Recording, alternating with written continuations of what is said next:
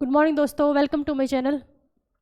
तो ये इकोनॉमिक्स की क्लास है। हिस्ट्री की तो क्लास तो आज नहीं हो पाएगी, कल पक्का होगी, ठीक है। और कल हमने आपको वीडियो में क्या पढ़ाया था, बजट टॉपिक पढ़ाया था। बजट बजट के बाद पढ़ाया था पब्लिक फाइनेंस, पब्लिक फाइनेंस। इसमें ही हमने सारे घाटे पढ़े थे, डेफिसिट बोलते हैं जिनको, ठीक है ना। डेफिसिट, घाटा, इसमें सारे हमने क्या पढ़े थे, घाटे पढ़े थे। तो उसमें कौन कौन से घाटे थे? पहला हो गया, सबसे पहले हम सार्वजनिक घाटा। सार्वजनिक घाटा कैसे निकालेंगे?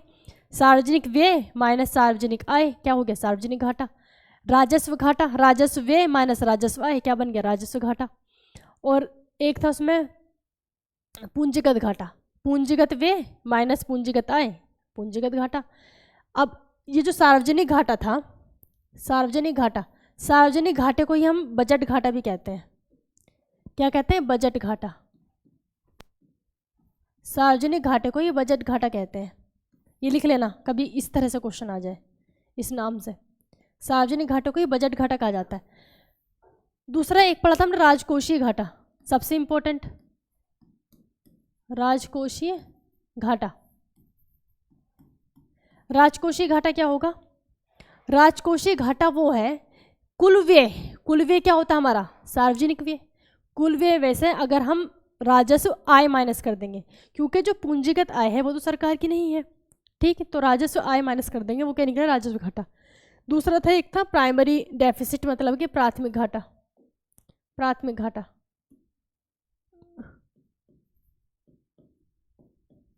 प्राथमिक घाटा, प्राथमिक घाटा होता है अगर हम राजकोषीय घाटा में से ऋण माइनस कर दे, जो मतलब पुरानी सरकार का, पुरानी सरकार जितना भी लोन, जितना ऋण लिया हुआ है उसको माइनस कर दे, तो क्या निकलेगा, हमारा प्राथमिक घाटा निकलेगा। तो हम कह सकते हैं कि अगर प्रेजेंट गवर्नमेंट है उसके ऊपर एक्चुअल में कितना घाटा हुआ है ना, तो वो हम किससे देखेंगे, प्राथमिक घाटे से। क्योंकि राजकोषीय घाटे में वो पिछले साल का भी, जितने भी पुरानी गवर्नमेंट ने जो लोन लिए थे वो सब भी सारे घाटे इसी में जुड़ के आते हैं, ठीक। तो आज का हमारा टॉपिक रहेगा, एक तो टैक्स, मेन तो हम टैक्स पढ़ेंगे, लेकिन उससे पहले हम देखते हैं कि हमारे जो भारत में जो पैसा है ना, जितना भी पैसा, जितनी भी मनी है, उनको कितनी कैटेगरीज में बांटा गया है, ठीक। तो इंडिया के अंदर जितना भी पैसा है उसको हमने 4 कैटेगरी में बांटा है। वो 4 कैटेगरी होती हैं M1, M2, M3 और M4, ठीक है। वो 4 कैटेगरी होती हैं ये। M का मतलब क्या होगा, मनी। M का मतलब क्या, मनी, मतलब कि पहली वाली मनी, दूसरी मनी, तीसरी मनी, चौथी मनी। जो पहली है, जो हमारा M1 है, M1 में हम पैसा रखते हैं। इसमें सबसे पहले कि जनता का धन, जनता के धन मतलब कि जनता के पास, पूरे इंडिया में जितने लोग हैं उनके पास जितना उनके पास कैश है टोटल, वो इंडिया के पास जितना भी कैश रखा है ना वो टोटल, ठीक है ना, वो किस में आएगा, M1 में आएगा। तो क्या कहेंगे इसको, जनता का धन कह सकते हैं, ठीक है ना, जनता का धन, जनता का धन। यहाँ पे आप एक चीज लिख लो कि कैश, ठीक है ना, जितना भी कैश पैसा है। और इसमें दूसरा जाएगा बैंकों का मांग जमा।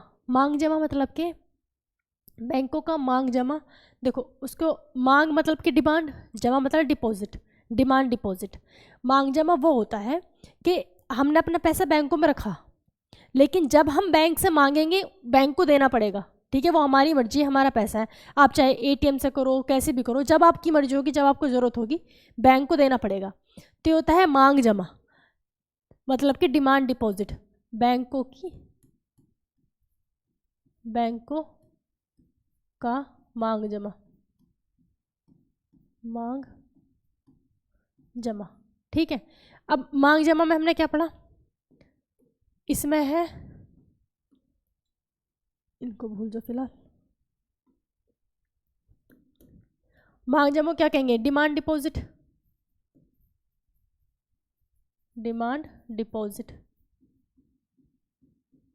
ठीक है ना। और डिमांड डिपॉजिट में आपको पता होगा कितने तरह के, मतलब 2 तरह के अकाउंट है।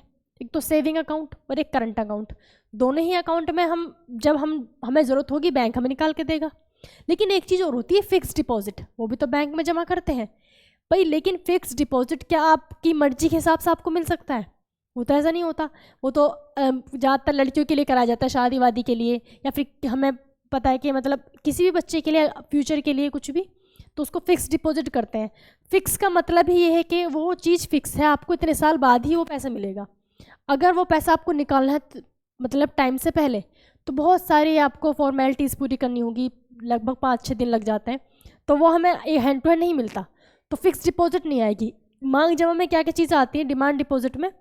करंट और सेविंग अकाउंट, ठीक है, करंट अकाउंट और saving account, current plus saving, current और सेविंग अकाउंट। अब करंट अकाउंट और सेविंग अकाउंट में क्या डिफरेंस है? देखो, नॉर्मल हम सबका क्या है, सेविंग अकाउंट है, आपका भी सेविंग अकाउंट होगा।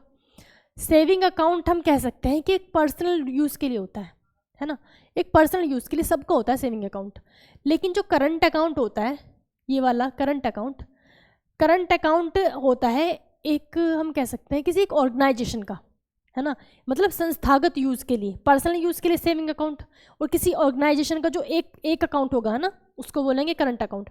जैसे कोई एक कंपनी है ना, उसका एक अकाउंट होगा जो कंपनी का अकाउंट है ना, जिसमें कंपनी का सारे मतलब जितना भी वो होता है उसका प्रॉफिट वगैरह उस जिस अकाउंट में जाता है, ठीक, वो क्या होगा, करंट अकाउंट है।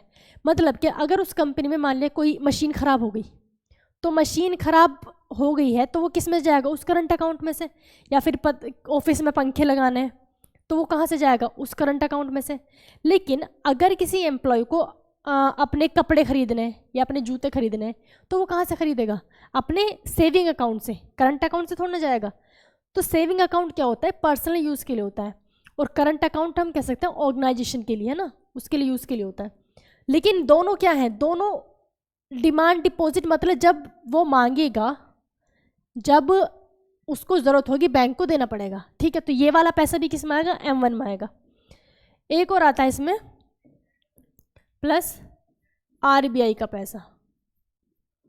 RBI के पास जितना भी पैसा है, RBI का धन लिख लो या पैसा लिख लो, ये टोटल पैसा किस में आता है, M1 में आता है। सोचो कितना पैसा है, आपको मतलब अब आइडिया भी नहीं लगा सकते कि इसमें कितना पैसा है, या फिर ये भी नहीं सोच सकते कि इसके अलावा बचा क्या, सब कुछ तो इसमें आ गया। अब देखो तो ये क्या है, M1 है ना। अब चलते हैं M2 पर। M2 में होगा M1 प्लस हो गया, मतलब कि M1 में कुछ ऐड होने वाला है, तो ये तो M1 से बड़ा होने वाला है, ठीक है। M1 प्लस इसमें होता है डाकघर का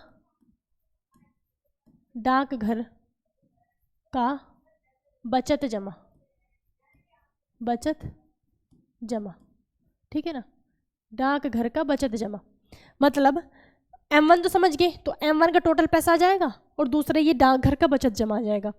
डाकघर का बचत जमा होता है कि पहले क्या होता था कि अकाउंट्स जो होते थे गांव वगैरह में, तो डाकघर में भी अकाउंट्स खुलते थे, वहाँ भी अपना पैसा रख सकते थे। तो उसका वही चीज़ है, जो डाकघर में लोगों ने पैसा जमा किया हुआ है वो यहाँ पे हो गया, ठीक है ना। ये समझ गए, तो कुछ खास बात है नहीं। M3 में आता है, M3 में M1 प्लस, M3 में क्या आएगा, M1 प्लस, एक सेकेंड कलर चेंज कर लेते हैं, M1 प्लस इसमें आएगा बैंकों का फिक्स डिपॉजिट, जो हमने ऊपर छोड़ दिया था ना, बैंकों का फिक्स डिपॉजिट। अब फिक्स डिपॉजिट तो आपको क्लियर है, फिक्स डिपॉजिट क्या होता है कि एक पर्टिकुलर कुछ काम कराने के लिए कि उसमें एक FD बोलते हैं ना इसको, शॉर्ट फॉर्म में आपने FD ज़्यादा सुना होगा, ठीक है, FD करा ली। तो FD यही तो होता है कि कुछ साल बाद आपको पैसा ब्याज जुड़ के उसको एक पर्टिकुलर एक टाइम पर ही मिलता है, कि 10 साल बाद, 20 साल बाद, ठीक है। तो यह है बैंकों का फिक्स डिपॉजिट। जितना भी बैंकों के पास फिक्स डिपॉजिट है वो पैसा प्लस M1 का पैसा किस में जाएगा, M3 में जाएगा। अब आ जाओ M4 पर। M4 में आएगा, M4 में आता है M3 प्लस M3 प्लस डाकघर का कुल जमा, डाकघर का कुल जमा, डाकघर का कुल जमा, ठीक है। M3 प्लस डाकघर का कुल जमा।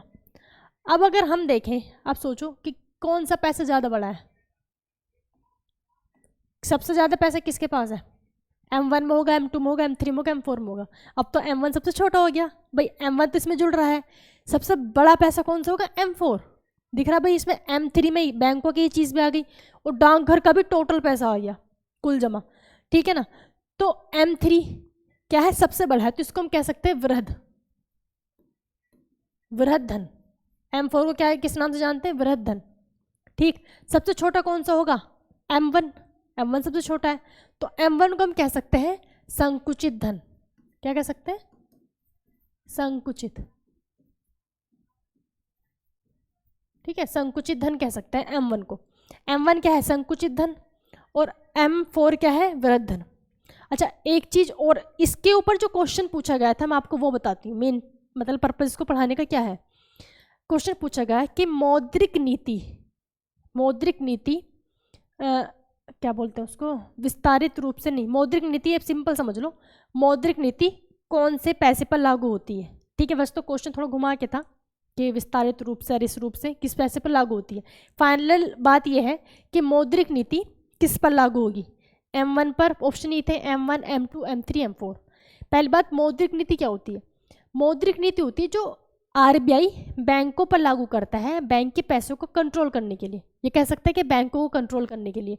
इसमें आप पढ़ोगे repo rate, reverse repo rate, है ना, ये सब पढ़ोगे, तो ये भी टॉपिक आगे पढ़ाएंगे, ठीक है। तो ये समझ गए कि मौद्रिक नीति जो होती है, मौद्रिक नीति वो RBI लागू करता है किस पर? बैंकों पर। तब आप देखो कौन सी में बैंक वाली चीज़ें आ रही हैं। देखो, बैंकों का मांग जमा इसमें आ रहा है, RBI का धन भी इसमें आ रहा है ना। जनता का कैश वो भी कहीं ना कहीं से मतलब बैंकों के थ्रू ही घूमता जरूर है, ये सब आ रहा है। लेकिन अब बैंकों को अगर हम M1 को लेंगे, इसको तो लेंगे नहीं क्योंकि यहाँ पर डाकघर आ गया, यहाँ पे डाकघर आ गया। M2 और M4 पे तो मौद्रिक नीति लागू होगी ही नहीं। अब बचा हमारा कौन? M1, M3। अगर हम M1 को लेंगे तो बैंकों का फिक्स डिपॉजिट बच जाएगा भाई, वो भी तो बैंकों का पैसा है। तो हम किसको लेंगे? M3 को लेंगे। M3 मौद्रिक नीति किस पर लागू होती है? M3 पर। मौद्रिक नीति किस पर लागू होगी? M3 पर, ठीक है। यही क्वेश्चन पूछा गया था, M3 पर किस लागू होती है? मौद्रिक नीति। अब एक बात होती, एक चीज होती है लिक्विडिटी, मतलब कि तरलता। कौन सा कलर दिख रहा है? साफ वाइट। देखो, लिक्विडिटी, लिक्विडिटी क्या होता है? आगे चलते हैं। लिक्विडिटी,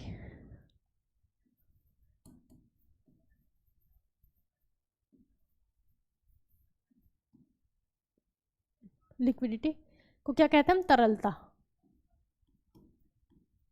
तरलता, ठीक। लिक्विडिटी यानी कि तरलता, ये होता है। इसका मतलब कि जैसे किसी चीज़ को खरीदने के लिए, है ना, किसी सामान को खरीदने के लिए हम जो देते हैं, है ना, जैसे मान लिया हम नॉर्मली पैसे से ही खरीदते हैं हर चीज़ वैसे तो, लेकिन कुछ भी हम खरीदने के लिए जो हमने उसको दिया पैसा या पैसे के बदले कोई भी चीज़, वो कितनी आसानी से आपको मिल जा रही है। अगर वो बिल्कुल आसानी से मिल रही है तो उसकी मतलब तरलता जो है, लिक्विडिटी ज़्यादा है। अब एग्जाम्पल समझो, एग्जाम्पल से आपको समझ आएगा। जैसे मैं कहूँ कि एक मुझे एक स्कूटर खरीदना है या स्कूटी खरीदनी है, ठीक है, मुझे एक स्कूटी खरीदनी है। तो दो बंदे गए लेने स्कूटी, एक के पास तो कैश है ना, कितने की आती है स्कूटी? 70-80 हज़ार, 80 हज़ार। एक तो 80 हज़ार कैश है और दूसरा लेके गया है अपना, उसे ऑनलाइन पेमेंट करना है, ATM लेके गया है, फ़ोन पे से करना है, जैसे भी उसे ऑनलाइन करना है। तो ये बताओ वो जो स्कूटी है वो पहले किसको देगा भाई? किसको प्रीफर करेगा? कैश को प्रीफर करेगा या फिर उस फ़ोन पे वाले को करेगा? तो कैश को करेगा, ठीक है ना भाई। हर चीज़ सबसे ज़्यादा जो लिक्विडिटी होती है, तरलता किसकी होती है? कैश की। कैश के आगे कुछ नहीं है, कैश ले ऐश करो, ठीक है। तो तरलता हम कह सकते हैं, लिक्विडिटी किसकी सबसे ज़्यादा है? कैश की, ठीक, कैश की सबसे ज़्यादा होती है। इसके बाद कैश के बाद क्या जाएगा, बैंकिंग मतलब ऑनलाइन पेमेंट, है ना, ऑनलाइन पेमेंट इसके बाद ही आएगा, जस्ट उसके अलावा कुछ नहीं हो सकता, क्योंकि हर चीज़ जो भी है पैसे से खरीदोगे, और पैसे के सिर्फ पैसे से खरीदने के लिए दो ही वे हैं, या तो आप ऑनलाइन लो या फिर आप कैश दो। तो कैश ज़्यादा प्रीफर करेंगे, तो कैश की लिक्विडिटी क्या होगी, ज़्यादा हो गई। इसके बाद हो जाएगी बैंकिंग की, ठीक है ना। ठीक, इसके अलावा आप सोचो कुछ भी आपको खरीदना तो आप क्या दे सकते हैं, है ना। इसके अलावा हो सकता है गोल्ड, गोल्ड गोल्ड भैया सुनार के पास जाओ, फटाफट आपको दे देगा पैसे निकाल के, गोल्ड को बेच दो, ठीक है ना। तो इसके बाद किसकी होती है, गोल्ड की, गोल्ड। और गोल्ड के बाद होती है लैंड यानी कि ज़मीन की। गोल्ड के बाद किसकी होती है, ज़मीन की। सबसे कम किसकी होती है, ज़मीन की होती है। इसके अलावा तो आप किसी और चीज़ से कुछ भी ले नहीं सकते ना।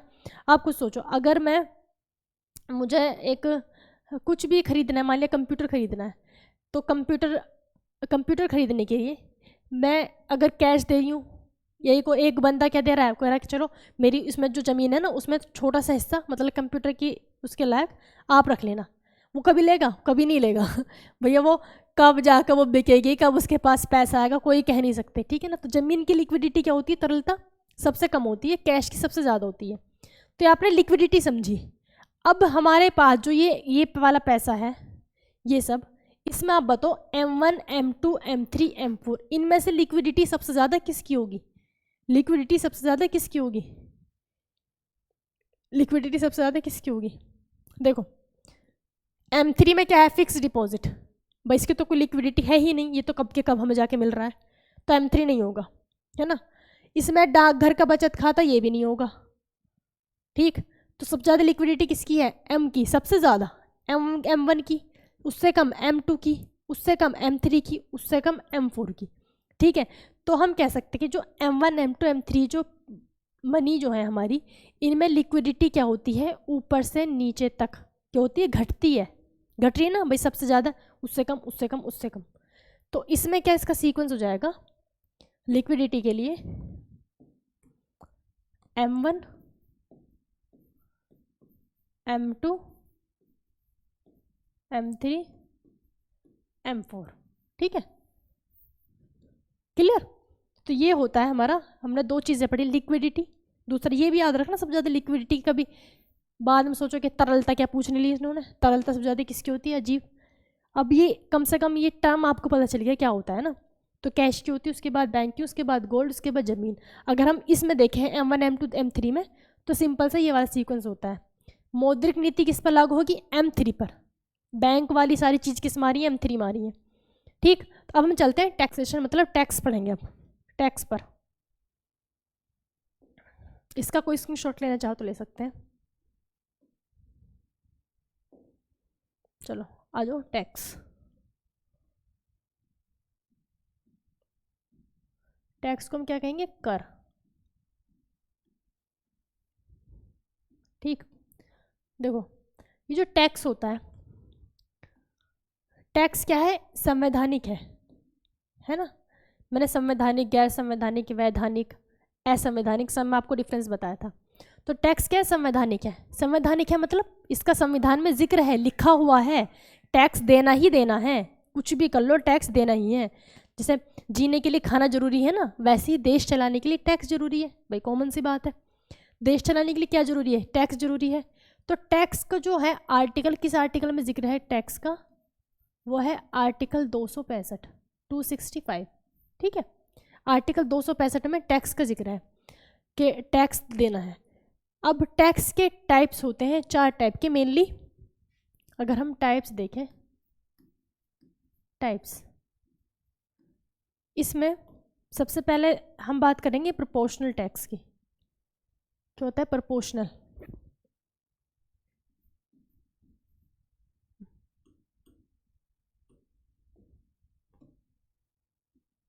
देखो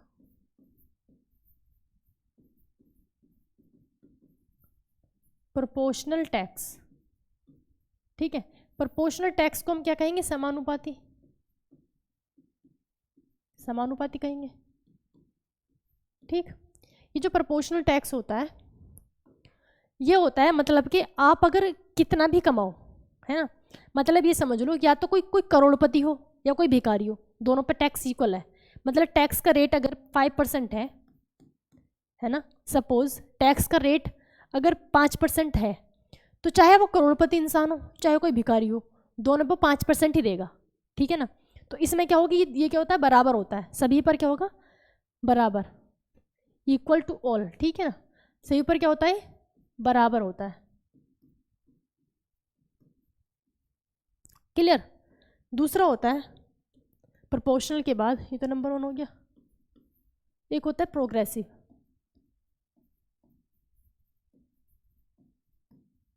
प्रोग्रेसिव टैक्स, प्रोग्रेसिव टैक्स को हम क्या कहते हैं, पुरोगामी, पुरोगामी, या फिर इसको हम प्रगतिशील भी कहते हैं, प्रगतिशील। इसके नाम से ही आपको पता चल रहा होगा कि ये ना कंटिन्यू बढ़ रहा होगा। प्रगति का मतलब बढ़ना, ठीक। ये क्या हो रहा होगा, बढ़ रहा होगा, यही होता है।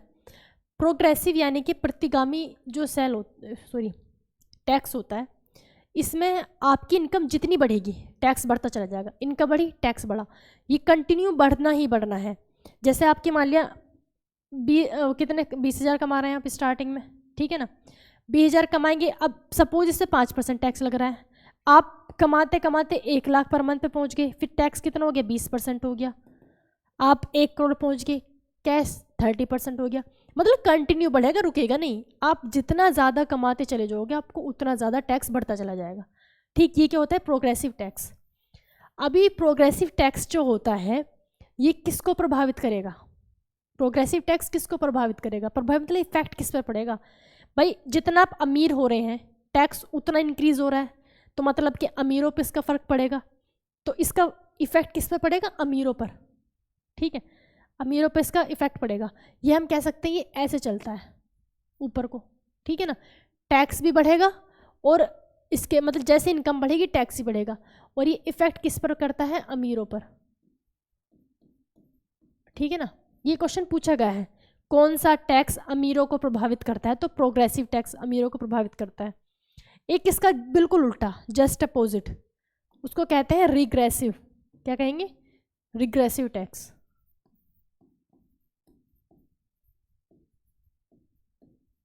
रिग्रेसिव टैक्स, रिग्रेसिव टैक्स को हिंदी में कहते हैं प्रगामी का उल्टा, अप्रगामी, अप्रगामी होता होगा ना, अप्रगामी।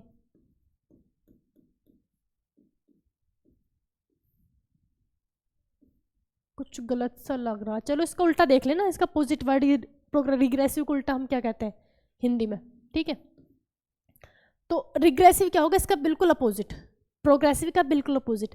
यहाँ पे क्या हो रहा था कि आप जितने आपकी इनकम बढ़ रही थी टैक्स उतना बढ़ रहा था।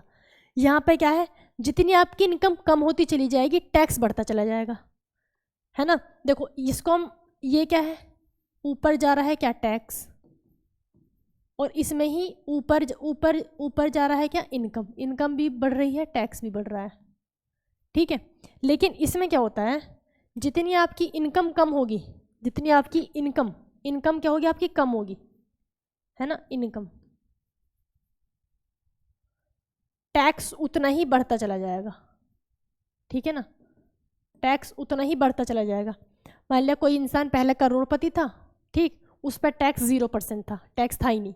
फिर वो बेचारा लखपति हो गया, उस पर टैक्स 30% हो गया, है ना, मतलब टैक्स क्या हो गया, बढ़ गया।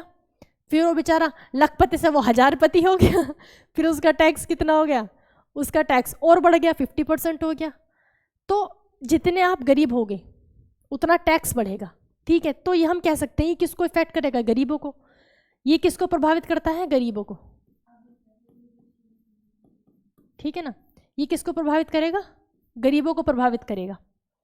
और प्रभावित करेगा तो ये भी हो सकता है कि गरीबों के मोटिवेट कर दे और कमाने के लिए, भाई हम गरीब नहीं होने, हम जितना गरीब होंगे टैक्स बढ़ेगा, तो मतलब कि और कमाओ जिससे कि आपका टैक्स भी कम हो जाए, ठीक।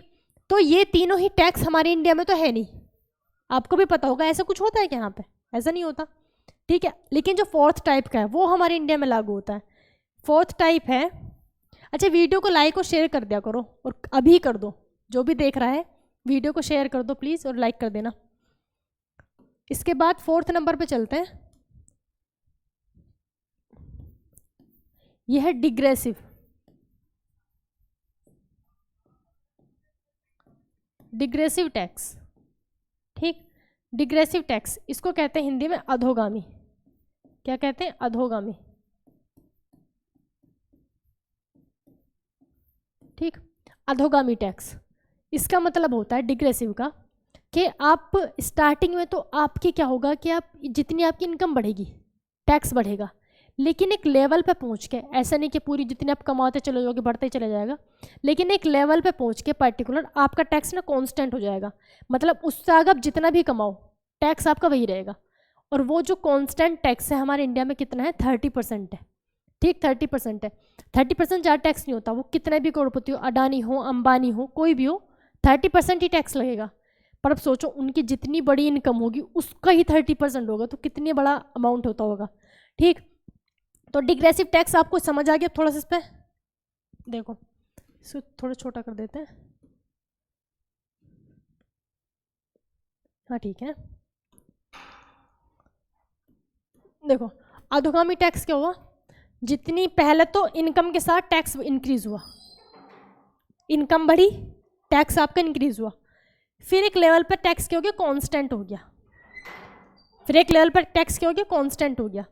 तो हम कह सकते हैं जब ये टैक्स बढ़ रहा था इनकम के साथ, जैसी इनकम बढ़ी थी टैक्स बढ़ रहा था, तो ये वाला टैक्स कौन सा था? प्रोग्रेसिव। इसको हम कह सकते हैं प्रोग्रेसिव था, ठीक। और जब ये कांस्टेंट हो गया मतलब इक्वल हो गया अब, तो उसको क्या कह सकते हैं हम? प्रोपोर्शनल। ये है प्रोपोर्शनल,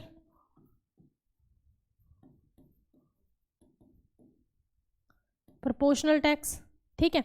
तो इन दोनों का ही मिक्सचर क्या होता है? हमारा डिग्रेसिव टैक्स होता है। इन दोनों का ही मिक्सचर क्या होता है? डिग्रेसिव टैक्स होता है। भाई स्टार्टिंग में तो इनकम के साथ टैक्स बढ़ रहा था, लेकिन एक लेवल पा के वो फिर इक्वल हो गया, तो ये जो हमारा कितना होता है? 30% होता है मैक्सिमम। तो ये है हमारा डिग्रेसिव टैक्स जो कि हमारे इंडिया में लागू होता है, ठीक है। India, clear. तो ये क्या थे? ये टैक्स थे। एक और है डायरेक्ट टैक्स और इनडायरेक्ट टैक्स। वो हम कह सकते हैं कि टैक्स की कैटेगरी है, किन टैक्स को हम डायरेक्ट टैक्स में रखेंगे और किन टैक्स को हम इनडायरेक्ट टैक्स में रखेंगे। और ये समझना बहुत जरूरी है कि डायरेक्ट टैक्स क्या होता है, इनडायरेक्ट टैक्स क्या होता है। अभी चलते हैं, इतना क्लियर? देखो डायरेक्ट टैक्स, भैया है क्या? भैया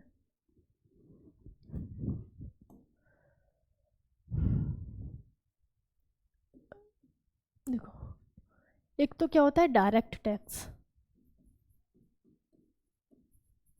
डायरेक्ट टैक्स। दूसरा होता है इनडायरेक्ट टैक्स, इनडायरेक्ट टैक्स। इसको हम क्या कहते हैं? प्रत्यक्ष कर, प्रत्यक्ष कर।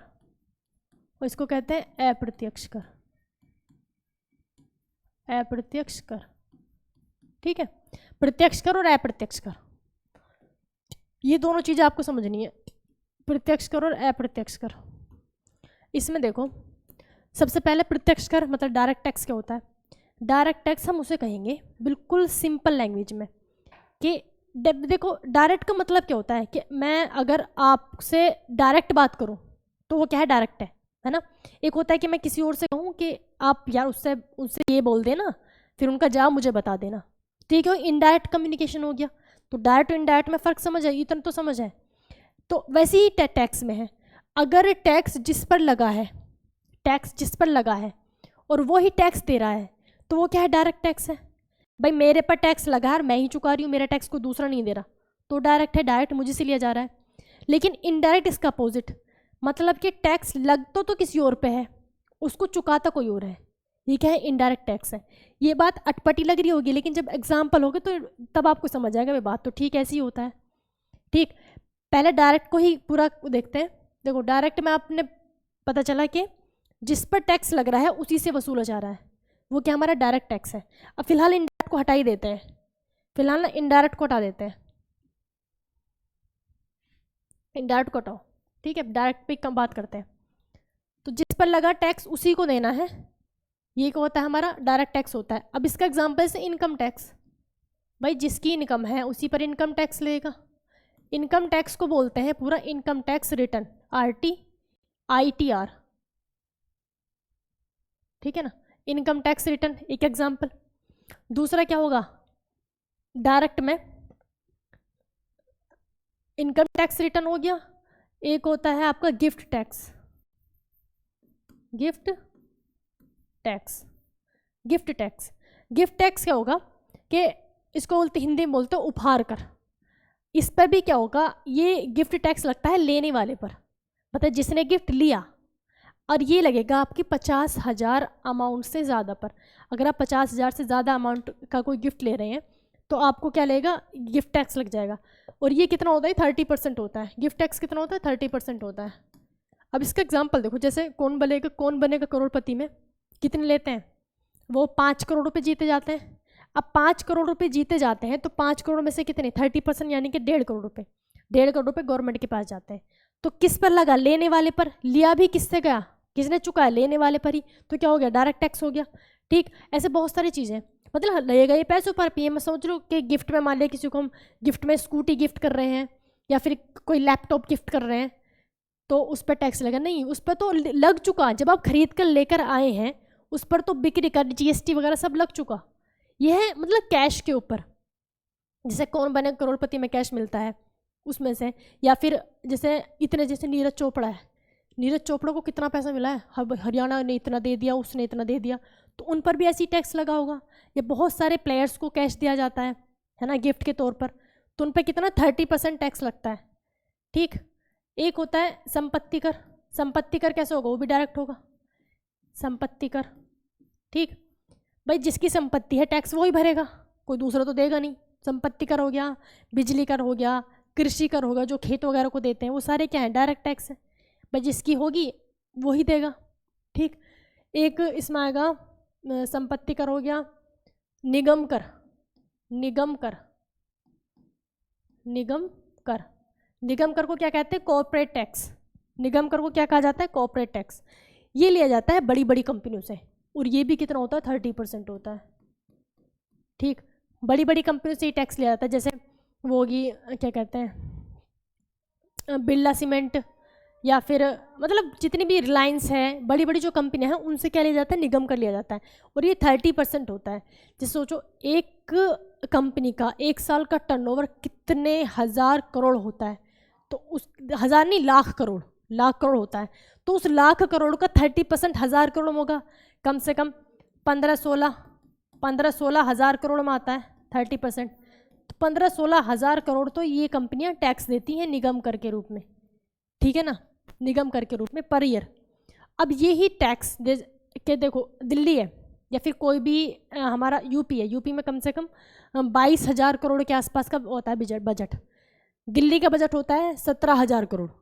17,000 करोड़ दिल्ली का बजट होता है, मतलब उसके दिए जाता है सारी चीज़ें, सैलरी देने के लिए, पूरे दिल्ली के खर्चे के लिए। और एक कंपनी ने एक साल में ही इतना टैक्स दे दिया। तो ये सोचो कि एक एक जो कंपनी होती है, बड़ी कंपनी, एक एक स्टेट को संभाले रखती हैं। ठीक, तो इतना बड़ा होता है निगम कर। तो कौन से टैक्स से हमें सबसे ज़्यादा इनकम होती है, सबसे ज़्यादा हमें पैसा मिलता है, किससे, निगम कर से। ठीक है ना, किससे मिलता है, निगम कर से। समझ आएगा, डायरेक्ट टैक्स। अब इनडायरेक्ट पे चलो, और भी आगे जो भी टैक्स के नाम याद आएंगे सब आप खुद इसको कैटेगराइज कर सकते हैं, डायरेक्ट क्या है, इनडायरेक्ट क्या है। ये समझ आ रहा है। अब आ जाओ इनडायरेक्ट में। इनडायरेक्ट, इनडायरेक्ट में क्या होता है कि टैक्स लगा तो किसी और पर है, उसको चुका कोई और रहा है। इसका सबसे बेस्ट एग्जांपल क्या है, जीएसटी। जीएसटी या फिर बिक्री कर। जीएसटी भी तो एक तरह का बिक्री कर है। बिक्री कर में पहले क्या होता था, वैट होता था, ठीक है ना, वैल्यू एडेड टैक्स। तो जीएसटी बिक्री कर, या फिर और इसमें क्या आएगा, इसमें आएगा सीमा शुल्क, कस्टम ड्यूटी जो लगती है, सीमा शुल्क। एक आता है इसमें व्यापार कर। कौन सा, व्यापार कर। तो ये सारे के सारे क्या हमारे इनडायरेक्ट टैक्स। अब इनडायरेक्ट टैक्स कैसे, आप ये समझो, देखो जीएसटी है या बिक्री कर है, ये किस पर लगता है, आपने देखो कि सामान पर होता है ना, आप कुछ भी खरीद कर लेकर आओगे सामान पर, तो लेकिन वो हम पर नहीं लगता, उसको भरता कौन, हम भरते हैं। वो टैक्स लगता है वो सामान बनाने वाली कंपनी पर। जैसे एक वो है चॉकलेट है या कोई बिस्किट है, अब चॉकलेट मान लेते हैं, चॉकलेट मान लिया 25 रुपये की है, ठीक है ना। चॉकलेट कितने की, 25 रुपये की है। जो कंपनी ने उसकी वैल्यू रखी, जिसे मैंने आपको फैक्टर कॉस्ट पढ़ाया था, तो कंपनी ने क्या रखा, उसको 25 रुपये की रखी। अब गवर्नमेंट कही कि मुझे तुमसे 18% GST चाहिए, है ना, 18% टैक्स चाहिए। और वो कंपनी के कि मैं कहाँ से लूँ 18%, क्योंकि तू मत दे, तो ऐसा कर, इसके ऊपर ना 25 से रेट का प्रिंट कर दो 30 रुपये, ठीक है, जनता से लो, हमें दे दो। तो फाइनली टैक्स किस पर लगा था, चॉकलेट या बिस्किट जो भी मान लो उसको, वो बनाने वाली कंपनी के ऊपर। और वो दिया किसने, कस्टमर्स ने, जनता ने दिया, ठीक है। हर पैकेट पे वो दिए जा रहे, उन्हें पता भी नहीं। तो ये क्या है, इनडायरेक्ट टैक्स है। लेकिन जब टैक्स, अब वो क्या, हमने किसको दिया, हमारा पैसे किसके पास गया, कंपनी के, और कंपनी ने टैक्स को दिया गवर्नमेंट को। तो जो रजिस्टर होगा मतलब कि टैक्स का, कि टैक्स दिया किसने, वो कंपनी के नाम से होगा, ना कि किसी जनता के नाम से, ठीक है ना। तो ये क्या है, इनडायरेक्ट टैक्स। लगा किसके ऊपर, उस कंपनी के ऊपर, चुकाया किसने, हमने, ठीक है, समझ आ गया। ये होता है इनडायरेक्ट टैक्स। अब इसमें जो मेन टॉपिक पढ़ने वाला है GST, ठीक है। GST हम कल पढ़ेंगे, क्लास ज़्यादा लंबी हो जाएगी, ठीक है। थैंक यू दोस्तों, वीडियो को लाइक और शेयर कर देना, कुछ भी, ठीक है ना। और इसमें व्हाट्सएप ग्रुप का नंबर दे रखा है, कोई भी आपको प्रॉब्लम हो उस पर मैसेज कर सकते हैं। हमसे जुड़ने के लिए उस पर मैसेज करें, वीडियो को लाइक और शेयर करें, ठीक है ना। और जिसको लाइव पढ़ना है ना, लाइव के पे मतलब कमेंट्स आ रहे थे कि लाइव पढ़ाएं, तो वो भी इसी नंबर पर मैसेज कर सकते हैं, जो बच्चे लाइव पढ़ना चाहते हैं, ठीक है। या कोई सजेशन देना हो आपको, सब